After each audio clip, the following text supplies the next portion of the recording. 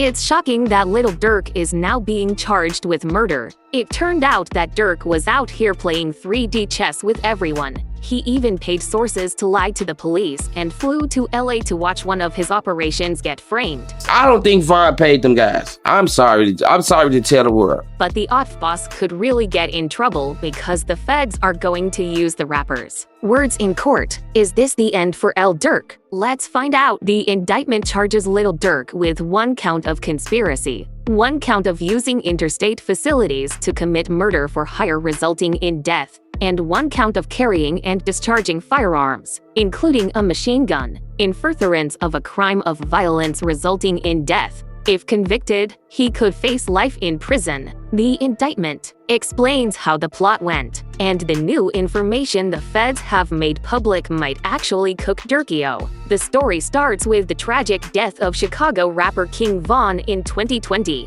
King Von's death sent shockwaves through the music industry and sparked a series of events that would finally lead to the arrest of several OFF members. The government indictment also says that 5 people who were connected to OFF Callan London Grant, Deandra Dantrell Wilson, Keith Jones, David Brian Lindsay, and Asa Houston were charged in Los Angeles with planning to kill. The indictment shows how the feds found a web of connections and communications that suggested a coordinated effort to target Quando Rondo. It turns out that OFF members allegedly conspired to carry out the murder for a higher plot, which finally led to their arrests. The 5 men used OFF-affiliated credit cards to book flights and rental cars to the scene of the killing, and now they are. CCTV footage showed V approaching fellow rapper Quando Rondo and punching him to the ground. These guys jumped in and started raining blows on Quando as he tried to get away from his attackers. One of Q's homeboys, El Tim, appeared from behind their vehicle with a gun in hand and starting letting off shots as everyone ran away. Rondo. Rumors began to circulate that Durk had put a bounty on Rondo's head.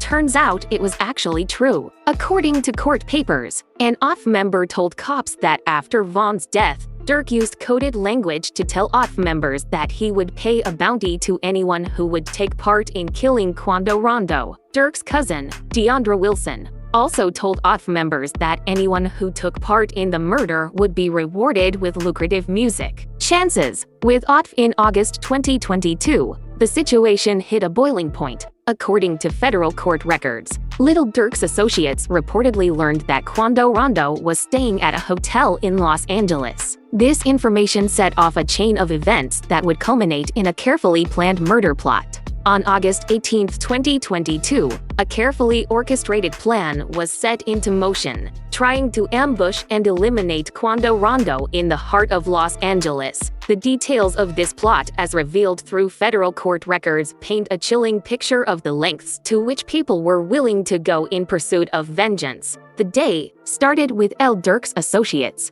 Deandra Wilson, Keith Jones, David Lindsay, and Asa Houston arriving in Los Angeles. They had traveled from Chicago to San Diego and then driven to Los Angeles, reportedly using funds provided by Durk himself. The group was determined to carry out their mission with precision and stealth, avoiding any direct links to Durk by following his alleged orders to avoid booking flights under names associated with him. The feds revealed that they obtained information from Durk's iCloud, where he warned them not to book anything in his name. However, despite the warning, they still went ahead and booked the flights using a credit card related to Lil Durk and OF. Upon their arrival, the OFF members met with Con Grant, a top partner who had flown to Los Angeles on a private jet. Now, this is where things get interesting because the updated charge has a new chilling detail. It turns out that Con Grant didn't fly alone. Lil Durk was with him, and that's some pretty damaging information. Grant played a crucial role in facilitating the operation, securing hotel accommodations for the group, purchasing ski masks, and obtaining 2 luxury sedans to be used in the ambush. According to court records, Grant also provided Jones Lindsay and an unidentified by third man with firearms, including one that had been converted into a machine gun, further escalating the potential for violence. As the day unfolded, the group allegedly began tracking Quando Rondo as he traveled around Los Angeles in a Cadillac Escalade. Their journey took them to various locations, including a marijuana dispensary and a clothing store in West Hollywood. The climax of the day's events occurred at a gas station across from the Beverly Center in the heart of Los Angeles. Here, Usa Houston allegedly parked his car strategically behind the station, setting the stage for the ambush as Quando Rondo and Robinson stopped at the gas station. Jones Lindsay and the unidentified third man reportedly exited their vehicle armed and ready to execute their plan. Turn of events, the suspects opened fire, unleashing a hail of bullets in an attempt to kill Rondo. Tragically, Quando Rondo's cousin El Pob, who was standing outside the Escalade, was struck and killed in the gunfire, while Rondo miraculously escaped unharmed. In the aftermath of the attempted ambush, the suspects regrouped at an In-N-Out hamburger stand where they allegedly discussed payment with Kyan Grant. The group then made their way back to Chicago, flying from San Diego as authorities began piecing together the details of the brazen attack. So the guy who equipped and later paid off the shooters had flown with Lil Durk to lodge just a few hours before the shooting, and to make everything worse, he did all these with credit cards linked to Durk and Oth. Damn, it might take a miracle for Dario to get himself out of this one, but that's not all. The new indictment revealed when that the Chicago rapper had been arrested. There was a rumor that he had tried to flee the country at the time. Everyone thought the blogs were trying to blow things out of proportion, but it turns out it was straight facts. The apprehension of Mr. Banks as he tried to leave the United States is once again proof that the FBI and our extraordinary partners at the Los Angeles Police Department have the assistant director in charge of the FBI Los Angeles field office said that, as it turns out, the feds have been keeping tabs on him for a long time. The FBI had even joined his gang and knew his every move. It was during this time of heightened surveillance that the FBI learned of Lil Durk's attempts to leave the country. According to the indictment, US Customs and Border Protection informed the FBI when Durk booked 2 one-way flights to Dubai and Switzerland on October 24th. These bookings raised instant red flags as they suggested an effort to evade the legal consequences of the unfolding indictment. While Lil Durk did not board the flights to Dubai, the situation took a more dramatic turn when the FBI discovered that he had also arranged for a private plane to leave Miami and arrive in Italy. This revelation added a new layer of urgency to the investigation, prompting law enforcement to act quickly. The timing of these bookings, coupled with the serious charges facing his associates, painted a picture of a man on the run seeking refuge from the storm of legal troubles closing in on him. On the evening of Thursday, October 24th, FBI agents moved in to arrest Lil Durk at the Miami area airport. The arrest took place around 8:00 p.m., just an hour before his scheduled departure to Italy. The swift action by law enforcement ensured that Lil Durk would not evade justice as he was transported to Broward County Jail. A federal magistrate judge in Miami has ordered him jailed without bond until he is transferred to Los Angeles for arraignment. It also turns out that the FBI and LAPD's West Bureau homicide detectives found that Durk was involved in this heinous murder. And how they did it will shock you, because it turns out those involved couldn't help but brag about the hit on social media. The root cause King Von, one of Chicago's brightest stars in the drill scene, saw his life cut sadly short on the night of November 6, 2020. Outside Monaco Hookah Lounge in Atlanta, he was only 26, full of potential and on the brink of solidifying his name in hip-hop.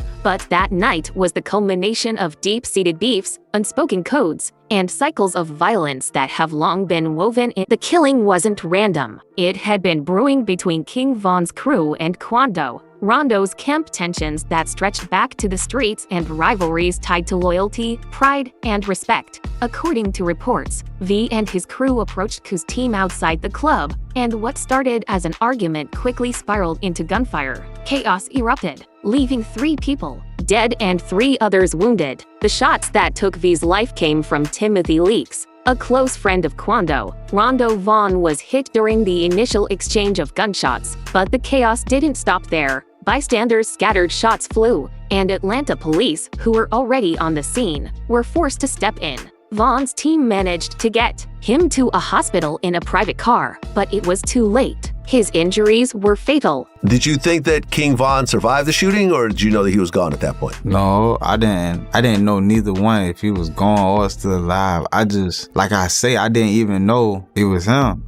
Meanwhile, L. Tim, who was also wounded in the shootout, was taken to Grady Hospital, where he was arrested and charged with V's murder. So I didn't even know if he was dead or living. I was just trying to make sure Quando was good for Lil Durk. Vaughn was family. According to whispers on the streets, Durk wasn't about to let V's death go unacknowledged. Revenge was now about honor. It was about the values that the street. Rumors swirled about Durk supposedly offering a bounty for those responsible, a move that showed just how personal this loss was in a world ruled by unspoken rules of loyalty and respect. Letting this go unpunished wasn't a choice. The loss of V sparked a fire, and many feared it was only the beginning of another cycle of violence. For those in the know, it wasn't a question of if there would be vengeance. It was only a matter of when. For Durk and those closest to Vo, a court decision wasn't going to bring peace. But this cycle of violence isn't new. It's the harsh reality of a society built on survival. The streets live on this unending loop of feuds, retaliations, and losses. Leaving after V's death, the Slide for V campaign became a movement pushed by people who barely knew V or his story, but were quick to demand payback. It started as trolling, but quickly turned into a pressure cooker for Lil Durk, someone who was already carrying the weight of losing his close friend. The desire was simple. Durk needed to pick up a gun handle business and punish V's death. The streets don't forget. And Durk's music only amplified the anticipation. If he rapped about handling his ops, why wasn't he handling this? That was the argument fans and even some peers used to question his authenticity. Durk's answer was measured. Though you could feel the frustration in an Instagram story he addressed to the chatter directly. You don't slide for your mans. Don't kick no killer our way. It was a pointed warning not just to the trolls, but to anyone doubting his loyalty. But even with that, the presidential pressure didn't let up. But this isn't just a Durk problem. It's a hip-hop culture problem. The genre has grown so massive that it attracts all kinds of crowds.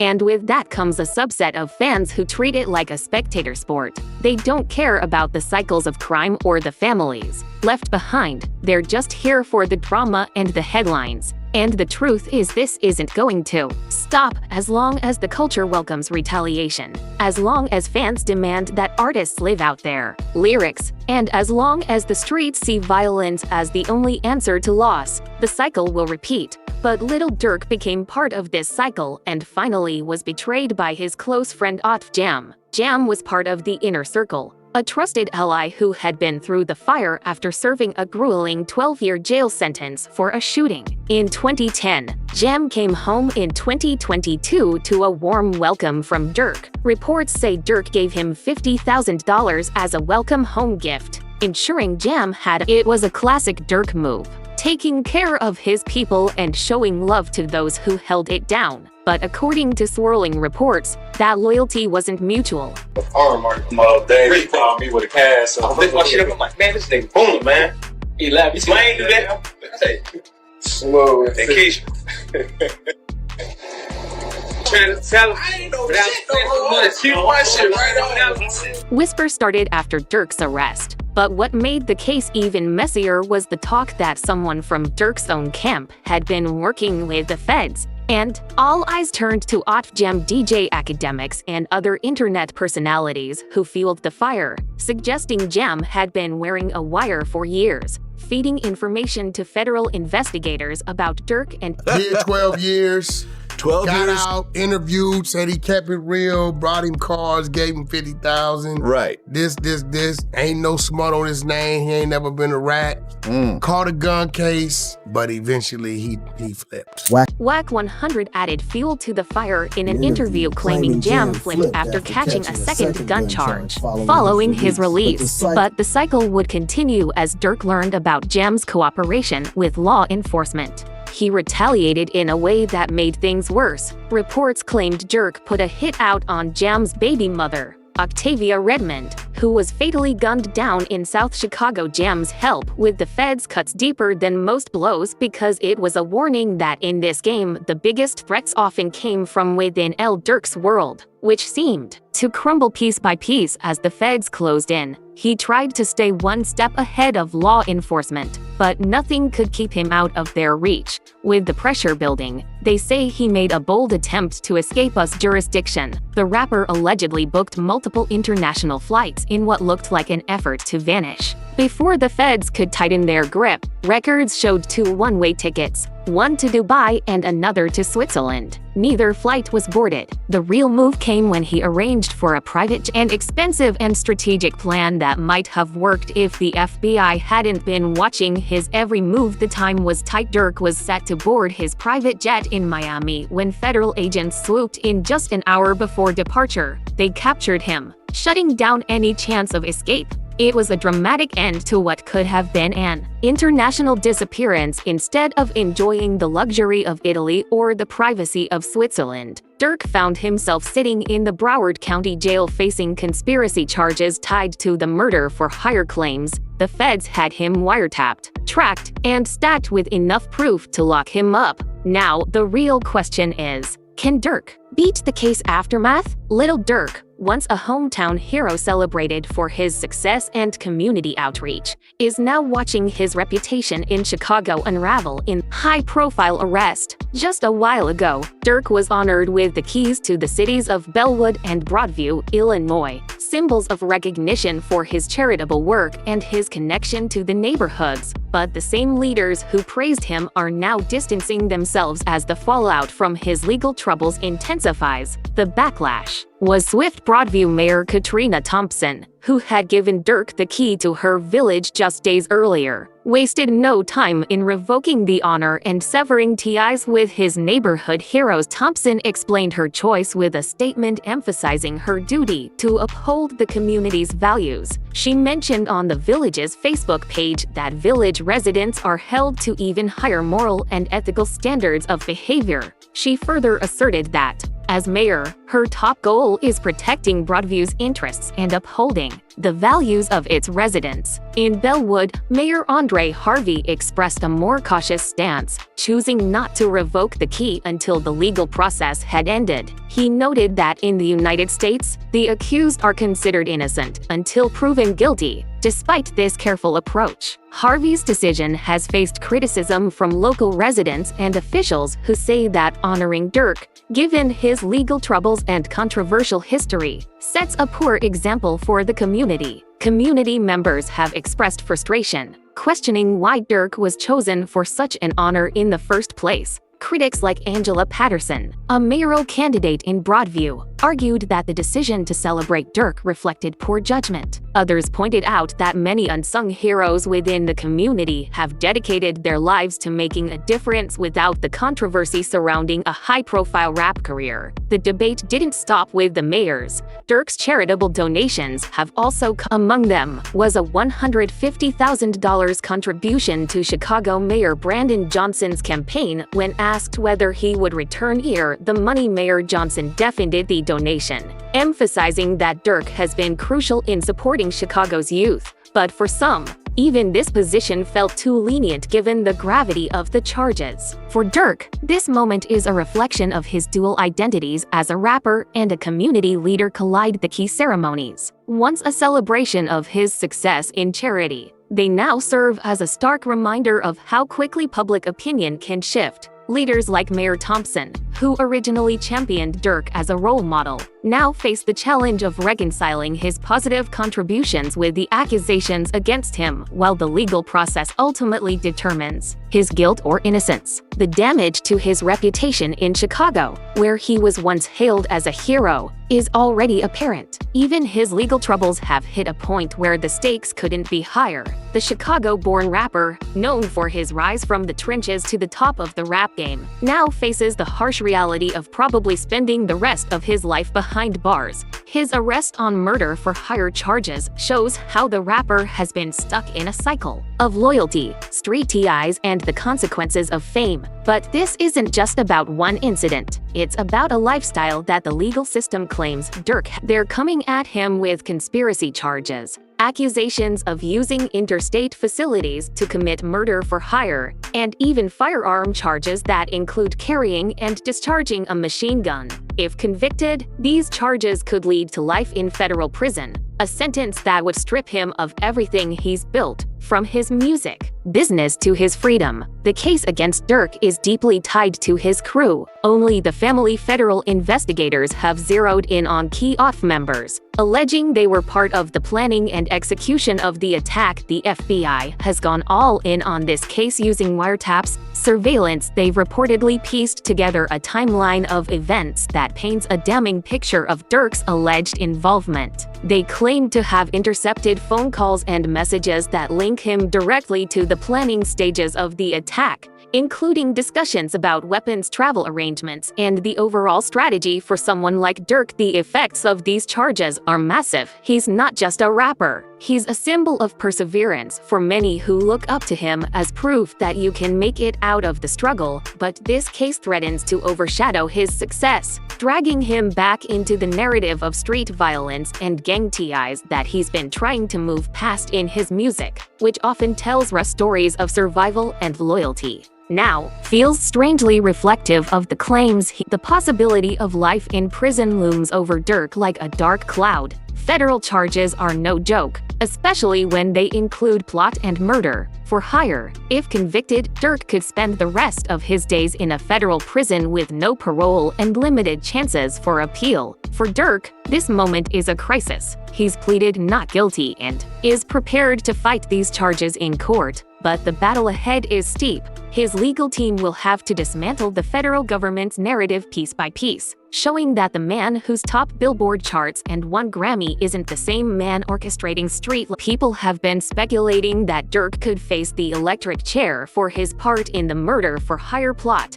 TikTok went into overdrive after users started posting memes and videos speculating about Durk's possible fate. Fans in the comments were torn. Some feared this might be true, while others dismissed it as internet trolling gone too far. Here's the reality. California, where Durk's case is being heard, doesn't allow capital punishment. The state put a moratorium on the death sentence back in 2019 under Governor Gavin Newsom, and federal decisions before that had already paused executions. So while the electric chair rumors might make for sensational content, they're far from ground. The most severe penalty Durk could possibly face if convicted is life in prison without the chance of parole, not death by electrocution. Durk's latest cancellations have fans talking, but not in the way you might think. While some artists might lose momentum or face backlash, Durk's fan base has shown nothing but loyalty and trust in his ability to bounce back. They see this moment not as a setback, but as a required pause for him to regroup,